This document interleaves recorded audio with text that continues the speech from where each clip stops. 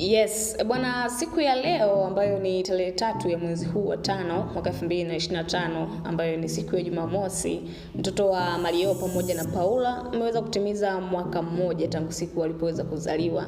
Kwa hiyo leo bwana anatimiza mwaka mmoja, na mtoto huyu bwana kila mtu anamfahamu kwa jina la Amara, na ndilo jina lake ambalo ameweza kupewa na wazazi wake. Sasa kitu ambacho kimeibua hisia kwa shabiki na fans wa Paula pamoja na Mario. Sasa watu wengi kama unakumbuka walikuwa wanatamani kujua huyu mtoto anafananaje, huyu mtoto yupoje, aidha anafanana na bibi mtu au anafanana na P Funk Majani au anafanana na Mario, whatever walikuwa wanahitaji kujua, na wamekuwa wakimficha siku nyingi sana tangu alipozaliwa. Kwa hiyo mwaka mzima, takriban mwaka mzima walikuwa wakimficha mara uso wake asijulikane, na pindi ambapo Mario alipokuwa anajaribu kuulizwa alikuwa anasema kwamba Paula bado hajakubali au hajaridhia mtoto huyu aonekane. Sasa siku ya leo Kajala yenyewe kupitia ukurasa wake wa Instagram, ambaye ni bibi mtu, ameweza kushare na sisi picha hizi, lakini pia ameshare na baadhi na sisi clip za mtoto huyu ambao walikuwa wakimrekodi lakini walikuwa hawaweki public. Sasa wameamua kuweka public. Sasa